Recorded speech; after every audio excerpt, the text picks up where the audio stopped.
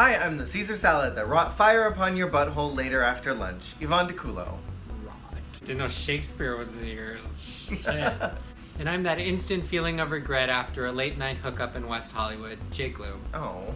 And welcome to the Victory Lap, where we discuss the most recent episode of Season 9 of RuPaul's Drag Race. So this episode was the reunion episode. We had something very different from the last couple seasons. We had a reunion like we had in Season 1, 2, and 3. My God, that has been nostalgia. Missing from all these seasons. Now, the really cool thing that we get about the reunion is that there's all of this pent-up drama. It's like when you've been edging for 9 hours straight and then you finally bust, and then it's like all over everything and it's a huge mess. This reunion was just like Ru in the background with a big old bag of shit and a cauldron and a giant ladle just stirring. Hot mess. Just from literally like, hi, I'm RuPaul. Welcome to the Season 9 Reunited. Alexis Michelle, aren't you way too sensitive? I mean, basically. Then it was like, great, we covered that commercial break. Charlie, you gave up during the lip sync. Oh, let's show a video that has never been before seen. You don't remember saying Eno you was gave talking up? about how you gave up. Let's watch that. Charlie, what do you have to say about that? We all complained that there was not a lot of drama this season, and boy diddly howdy did they deliver in this reunion. It was nuts. It left me exhausted. Overall, it kind of left me feeling a little like, I don't even know you anymore. I feel like this whole season we had gotten such a muted version of them, and then I feel like this, we finally saw like their authentic selves. And it almost kind of reminded me of that kind of negative, acidic kind of idea that you associate with a lot of Drag Race fans, that now it's kind of seeped into queen culture. And like queen culture's always been like about reading and shade and all that, but this particularly just felt like hate, you know? Yeah, a lot of it just felt hateful, and it felt like jealous of each other's successes and not successes, and something felt a little bullying about some of the comments made to certain people. My opinions have definitely changed on several of them. James Mansfield might as well have not even been there, so like I have no opinions about her. Poor thing. I mean, I'm sure she said things and they just cut it all out. This season just wants you to forget that James Mansfield existed. Jimsman's face. Jimsman's face. Whatever you think about Valentina, whatever. I don't like that the queens took that away from her and made it about themselves. Like, we don't think that you deserve it. And it very much, again, felt like that kind of toxic side of the Drag Race fandom that's so mean and hateful towards people when they succeed. She won. Fucking deal with it. I feel like if Valentina was any other color, I don't think that people would be making such a big deal about it, but because she's specifically Mexican, I feel like it's kind of the same reason why people in America get mad that Mexicans are like stealing jobs. People look at Mexicans like they're like less than, and that they're not as good. I feel like as a culture, America is very anti-Mexican in this time period.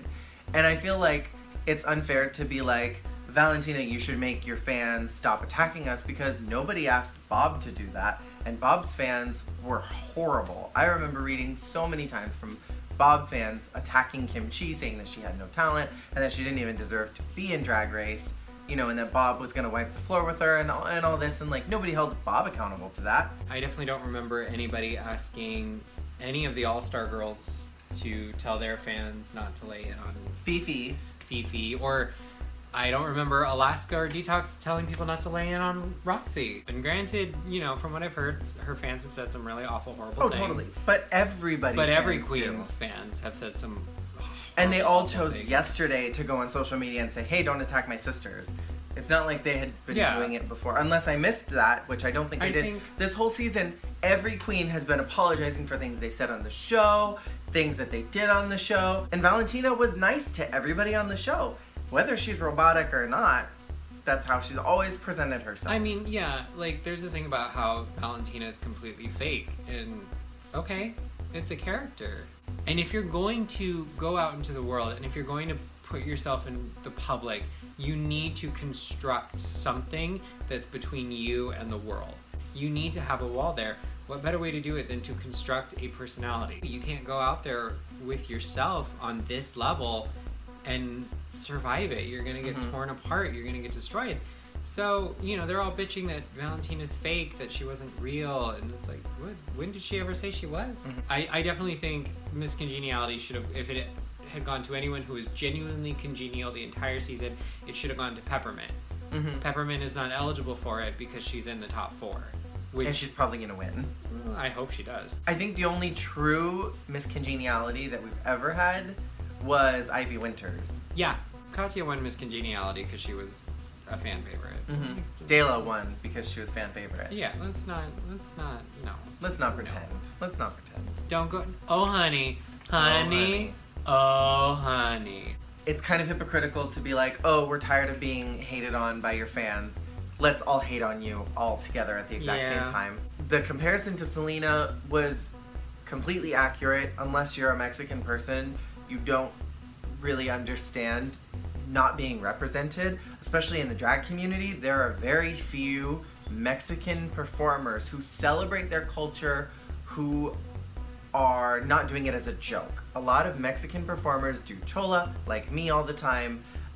They don't really celebrate the upscale side of Mexican culture. So to have somebody like Valentina who is celebrating the best of Mexican culture, that's a huge deal. And like going back and doing old songs that, you know, old lullabies, things like that, like songs that have a lot of meaning and reference to Mexican people.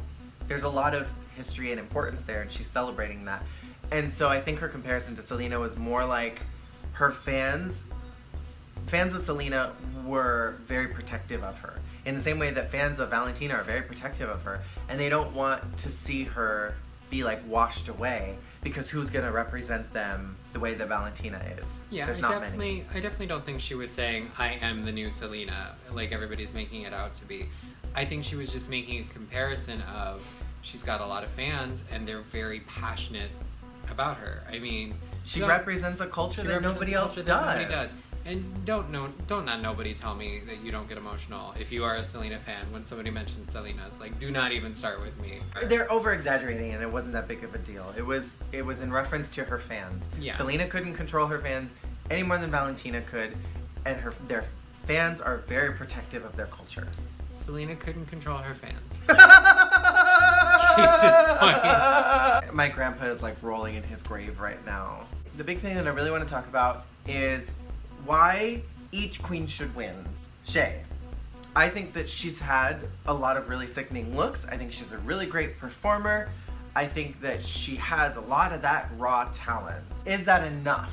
She hits a lot of the markers of why somebody should win. If what we saw in the reunion was more of like her true colors, like, I think it's very important for a winner to be able to carry that legacy outside of themselves. And I don't know if that Shay is the Shay we're gonna get. That's not the one I want. Sasha has given us some really sickening looks. She's a fantastic makeup artist. What she gives conceptually is really, really cool. I think she's a little muted in the personality department though, and that's where my concern is can she uphold the legacy? Like, I think Violet is a really fantastic look queen, but she doesn't have a lot of personality. So do we want another Violet? But I love Sasha very much. I enjoy what she does. I love her intelligence because it is so next level. And that, you know, that speaks volumes of how, you know, good she would be as the next drag superstar. Trinity has given us, again, more sickening looks. She is a body queen for the gods. Like, no one has that body. No one, not even Detox. Detox has spent a lot of money to get the body she's got. Trinity has given us the most versatile looks throughout the whole season. She's really been polished from the moment that she stepped out. She's always on point. I feel like she's got a lot of that kind of old school personality, and she's got that really big, like, I can carry myself through any circumstance. I don't know if I can find a negative. I don't know if I could find a negative for Trinity either. She was just so up and down in the competition. Like, when she was good, she was good. But when she wasn't, she was bad. But what could she do with the crown is what I'm wondering. Is there anything that she could give to the fandom, to drag, that nobody else could do? I think Peppermint is really fabulous. She doesn't always have the best looks on the show, but I think off the show, I think she looks really spectacular. She's a great performer, and I think she's a fantastic advocate for the trans and people of color community. She's already going and doing things. She was in the march for Pride in, I believe, New York. And Peppermint would be somebody who is on everybody's tongue right now. Yeah. You know, everybody knows who she is. She's in the top 4. Peppermint, she's on your tongue. And I feel like she could do a lot with the crown and with that title. She's carried herself with such elegance and such, you know, a wonderful demeanor this entire season, which I can't say for all of the others. There's a dime a dozen drag queens that are fabulous and bitchy. Be something different. Be fabulous and intelligent. Be fabulous and an advocate. You know, that's more what I want to see. Let us know who you want to win in the comments below, and we would love to read that, and we will see you all again next week with the crowning. Thank you for watching this episode of the Victory Lab. We'll see you then. Bye!